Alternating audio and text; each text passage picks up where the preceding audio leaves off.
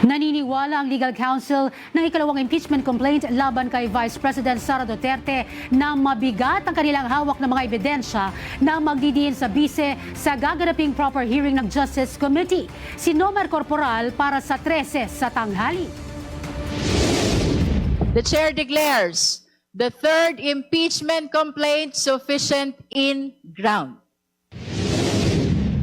Matapos ideklara ng House Committee on Justice na sufficient in grounds ang mga impeachment complaint laban kay Vice Presidente Sara Duterte, uusad na ito sa pagdinig ng hearing proper ng komite sa mga susunod na araw.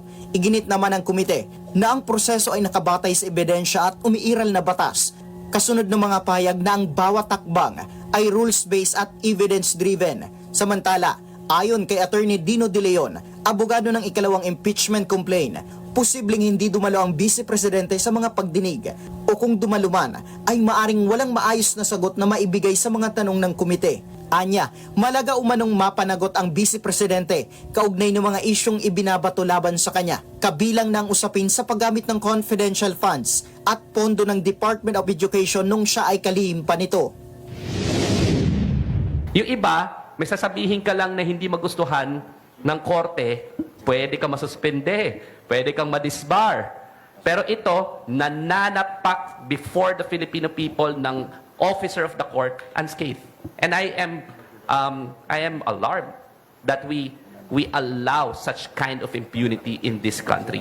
It's high time that we hold Sara Duterte into account for all her transgressions in this country. Idinagdag pa ni De Leon na maaaring ipasabina ng komite ang mga bank records ng Vice Presidente upang masuri ang posibleng pagkakaiba ng mga idineklarang yaman sa kanyang salin. Based on doon sa mga allegation, which are the ultimate facts, by the way, contained in the impeachment complaint, merong evidentiary facts na ilalabas. Diyan yung, siyempre, ipapasampina natin yung, we intend na masampina yung bank officers, for example, para mailabas. Because ang nakalagay naman po sa batas, ang exception po sa bank secrecy law, impeachment proceedings. Samantala, nanawagan naman si House Committee on Justice Chairperson at Batangas Representative Jinky Luistro na isantabi ang anumang politikal o pangsariling interes sa pagdinig ng kaso. Binigyang din niya na ang impeachment ay isang konstitusyonal na tungkulin na dapat isagawa para sa sambayan ng Pilipino at hindi para sa anumang grupo o individual. Dagdag pa ng mga mambabatas, ang layunin ng proseso ay masuri ang fitness to hold office ng isang opisyal alinsunod sa itinada ng konstitusyon.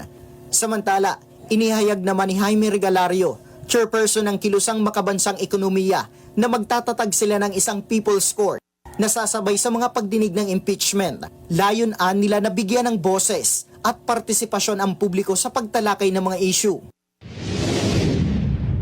Karapatan natin yun na parang isang uri ng pagbabantay na hindi natutulog yung tao doon sa nangyayari sa Senado.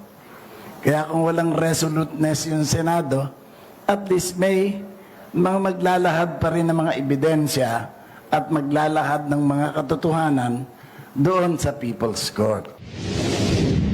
Ayon sa Committee on Justice, nakatakdang isagawa ang mga pagdinig sa March 25 at April 14, 22 at 29. Para sa totoong balita sa Bagong Pilipinas, Nomer Corporal, 13 sa tanghali ng Congress TV.